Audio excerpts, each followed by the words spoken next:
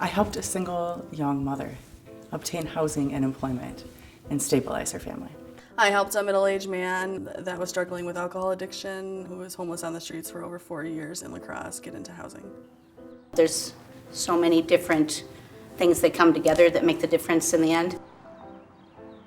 The Salvation Army right now, we're in well over 120 countries around the world. It's international in scope. We're founded out of London, England in 1865. The founder of the Salvation Army was a Methodist circuit rider at that time. His intent was, he simply went preaching in the poor East End of London, and he worked very strongly with alcoholics, drug addicts, those kind of situations. We serve regardless of what a person's background is. If they come to us with a need that we have an opportunity to provide for or direct them to support for, that's what we do. The difference is that we do this in the name of Christ. I'd make no apologies for that.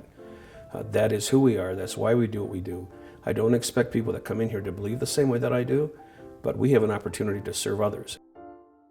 I worked with a client over the course of 4 years, and he had a pretty severe drinking problem. So he pretty much was living out on the streets, coming into shelter for a very brief time, going back on the streets, using Catholic Charities Warming Center, being kicked out of there, going back on the streets over the course of 4 years in La Crosse. About a year ago, we were able to get him connected with a supportive housing program called Coolie Cap here, and he was permanently housed. You could just see the struggle that he was dealing with. He had lost his girlfriend before he came to La Crosse, and just really never dealt with that, so was kind of grieving in his own way. And he was just such a likable person, and unfortunately, a lot of people that we see coming into shelter deal with mental health and drug addiction and alcohol addiction, and you just never know when that time is going to be when they're going to be able to kind of get through that.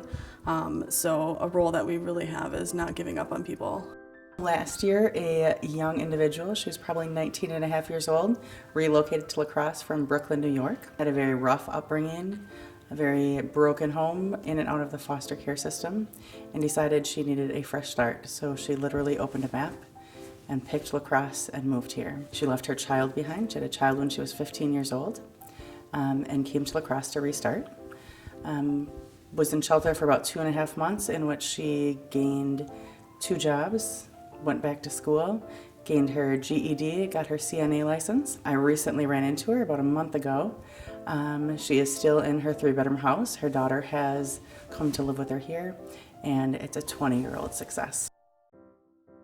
I moved from Denver here in September. At the time, I was going through some grieving processes. Some friends of mine told me best thing to do, move away for a while, get away. And which was, I thought, awesome idea. So I moved in December 12th. By coming here, this place has given me warmth, of course, because your guys got some mean weather here.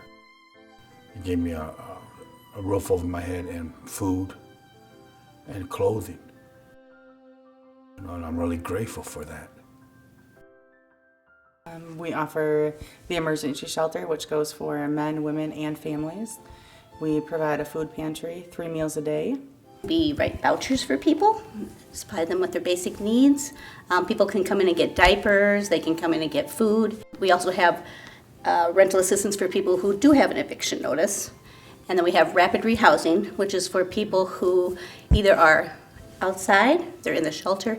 Energy assistance if they're in danger of being disconnected. Big thing that we offer too inside of our services is support. Without donations, we can't financially assist people. Our shelter couldn't run. We couldn't pay that rent. We couldn't get diapers for that baby or formula for that child. They allow us to do what we are able to do. The cash allows us to be able to provide. And the reality is that a lot of the services that are provided, we simply have to find a way to pay for it. The biggest thing in terms of donations is that, this is our community, and the people that come to receive services are part of this community. Even that $1 or that little bit of change that are given to us in kettles, you put that all together and it's a significant way that we can help the community. At any time, they could be in the same situation. And if they are blessed enough to be able to help someone, that person they help will come back and help the next person. I feel very happy that I can help people, even if it's just a little thing during the day, even if it was just a conversation and you're helping people. So. Salvation Army gave me the support and the motivation. We make an impact. Sometimes it's not as good as I would like it to be, but the fact of it is we have that opportunity. And again, with the generosity of the community, it allows us to make that difference, make that connection somehow to maybe help somebody that's in need. And it's still fun.